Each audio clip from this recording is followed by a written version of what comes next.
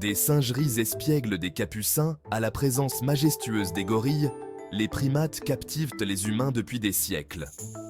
Leurs qualités proches des nôtres, comme leurs expressions faciales expressives et leurs interactions sociales complexes, suscitent en nous une curiosité, un désir de comprendre les esprits derrière ces yeux intelligents. Sont-ils vraiment capables de pensées complexes?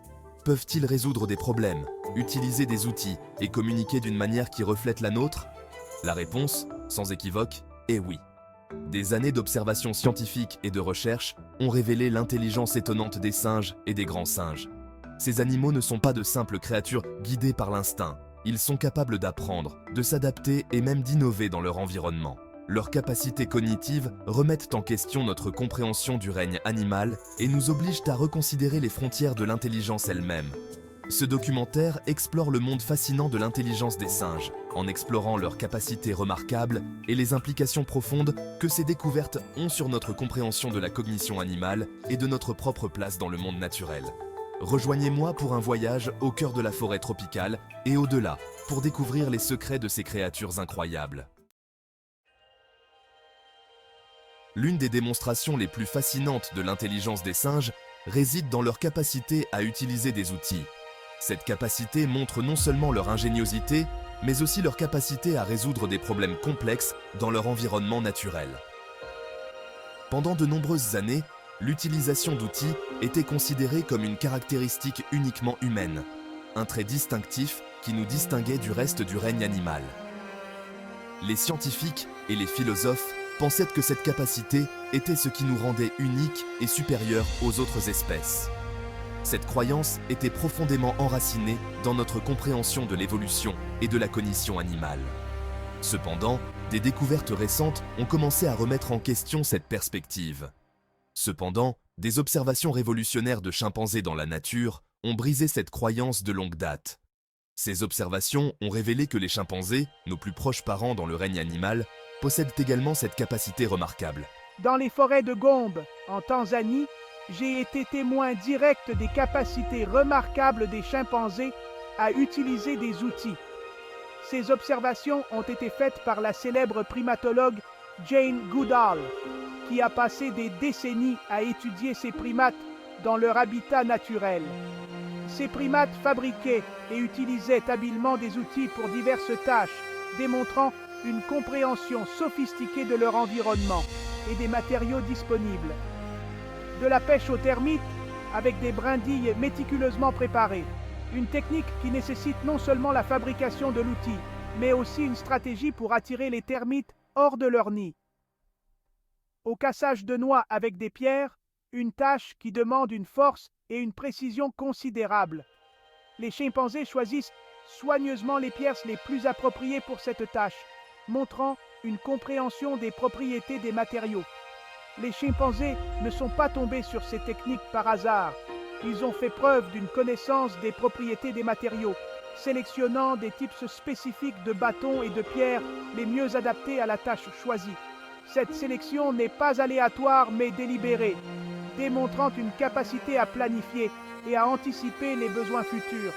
En choisissant les bons bâtons et pierres, les chimpanzés montrent qu'ils comprennent les propriétés des matériaux et comment les utiliser efficacement pour accomplir des tâches spécifiques. L'utilisation d'outils ne se limite pas aux chimpanzés. D'autres espèces de singes ont également démontré cette capacité impressionnante. Des macaques, en Thaïlande, ont été observés en train d'utiliser des pierres pour ouvrir des coquillages, une technique qui nécessite non seulement la force, mais aussi une certaine dextérité pour manipuler les pierres et les coquillages. Tandis que des capucins d'Amérique du Sud utilisent une variété d'outils, notamment des pierres, pour casser des noix et des bâtons, pour extraire des insectes de l'écorce des arbres. Ces comportements montrent une grande flexibilité et une capacité d'adaptation à différents environnements et défis. Les capucins, par exemple, sont connus pour leur habileté à utiliser des pierres pour casser des noix, une tâche qui demande non seulement de la force, mais aussi une technique précise pour réussir. Ils utilisent également des bâtons pour extraire des insectes de l'écorce des arbres, montrant une compréhension des comportements des insectes et comment les attirer ou les déloger. Ces exemples démontrent que l'utilisation d'outils n'est pas une simple bizarrerie d'une seule espèce, mais un témoignage de l'adaptabilité et des capacités de résolution de problèmes présentes au sein de la lignée des primates. Cette capacité à utiliser des outils est un indicateur clé de l'intelligence et de la flexibilité cognitive de ces animaux. En fin de compte, l'utilisation d'outils par les singes nous rappelle que nous partageons de nombreuses capacités cognitives avec nos cousins primates, et que l'intelligence et l'ingéniosité ne sont pas exclusives à l'espèce humaine.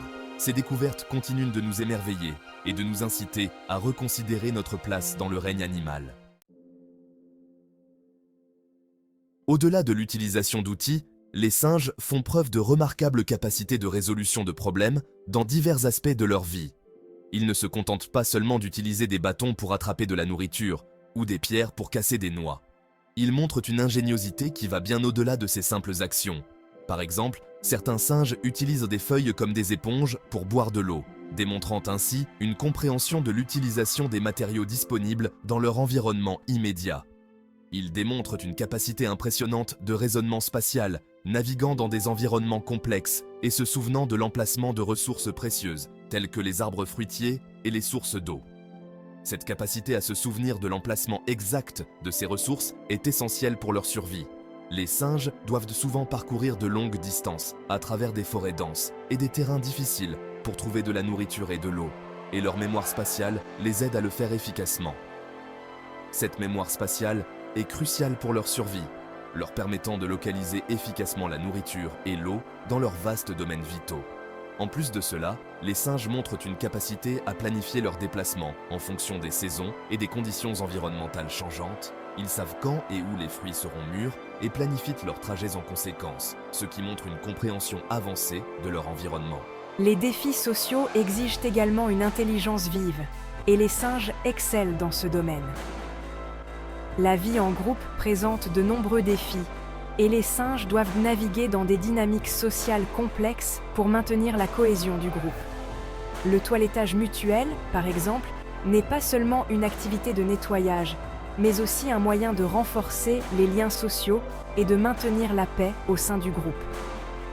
Ils naviguent dans le réseau complexe des hiérarchies sociales, formant des alliances, arbitrant les conflits et adoptant même des comportements trompeurs pour déjouer leurs rivaux. Ces interactions sociales montrent une compréhension profonde des relations interpersonnelles et des stratégies nécessaires pour survivre et prospérer dans un groupe. Les singes peuvent former des alliances temporaires pour atteindre un objectif commun, puis se séparer une fois l'objectif atteint. Ces manœuvres sociales exigent une compréhension sophistiquée de la cause à effet, une capacité à prédire les actions des autres et à ajuster leur propre comportement en conséquence. Les singes observent attentivement les actions des autres membres du groupe et apprennent de leurs succès et de leurs erreurs. Ils peuvent imiter des comportements bénéfiques et éviter ceux qui sont nuisibles, montrant ainsi une capacité d'apprentissage social avancée. Les chercheurs ont mis au point des expériences ingénieuses pour tester les limites cognitives des singes, en leur présentant des énigmes et des défis qui exigent planification, innovation et même un certain degré de pensée abstraite. Ces expériences montrent que les singes sont capables de comprendre des concepts complexes et de trouver des solutions innovantes à des problèmes nouveaux. Par exemple, certains singes ont été observés en train de combiner différents outils pour atteindre un objectif, montrant une capacité de planification et de réflexion avancée. Qu'il s'agisse d'énigmes qui testent leur compréhension de la permanence des objets ou de tâches qui exigent d'eux qu'ils manipulent des outils de manière nouvelle, les singes font constamment preuve d'une remarquable capacité d'apprentissage et de résolution de problèmes. Leur capacité à s'adapter à de nouvelles situations et à utiliser des outils de manière créative montre une flexibilité cognitive qui est essentielle pour leur survie dans des environnements changeants. Les singes ne cessent de nous surprendre par leur intelligence et leur capacité à relever les défis de leur environnement. La communication est la pierre angulaire de toute société complexe, et les sociétés de singes ne font pas exception. Les singes, avec leur structure sociale élaborée, dépendent fortement de la communication pour maintenir l'ordre, établir des relations et assurer la survie de leur groupe. Bien qu'ils ne communiquent pas par le langage parlé comme les humains, les singes possèdent un répertoire riche et varié de vocalisation, d'expressions faciales et de langage corporel qui leur permet de transmettre un large éventail d'informations.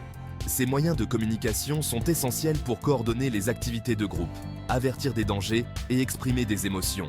Chaque espèce de singe possède son propre vocabulaire d'appel, chacun ayant une signification spécifique. Par exemple, les macaques ont des appels distincts pour signaler la présence de nourriture ou pour alerter d'un danger imminent. Les gibbons, quant à eux, utilisent des chants complexes pour marquer leur territoire et attirer des partenaires.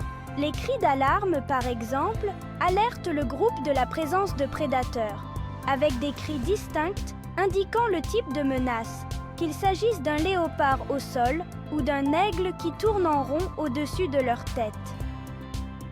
Ces appels sont souvent accompagnés de comportements spécifiques, comme grimper rapidement aux arbres ou se regrouper pour se défendre.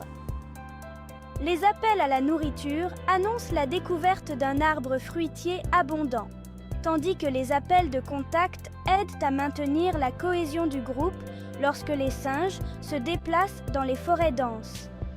Ces appels de contact sont particulièrement importants pour les espèces qui vivent dans des habitats où la visibilité est réduite, comme les forêts tropicales. Au-delà des vocalisations, les singes sont passés maîtres dans l'art de la communication non verbale. Les gestes, les postures et les expressions faciales jouent un rôle crucial dans leurs interactions quotidiennes, permettant de transmettre des messages subtils et complexes sans émettre un seul son. Les expressions faciales, telles que les sourcils froncés, les claquements de lèvres et les dents découvertes, traduisent des émotions allant de la peur et de l'agressivité à l'apaisement et à l'affection. Par exemple, un singe qui montre ses dents peut signaler une menace ou une soumission, selon le contexte et la relation entre les individus. Le langage corporel, y compris les postures, les gestes et même les mouvements de la queue, enrichit encore leur répertoire communicatif. Un singe qui se tient droit et gonfle sa poitrine peut démontrer sa dominance, tandis qu'un autre qui se recroqueville et évite le regard direct montre sa soumission. Par exemple, un chimpanzé mâle dominant peut affirmer son statut en se pavanant droit, les poils hérissés, tandis qu'un individu soumis peut s'accroupir au sol, évitant tout contact visuel direct. Ces comportements sont essentiels pour maintenir la hiérarchie sociale et éviter les conflits inutiles au sein du groupe. En fin de compte, la communication chez les singes est un mélange complexe de sons, de gestes et de signaux visuels, chacun jouant un rôle vital dans la vie sociale de ces animaux fascinants.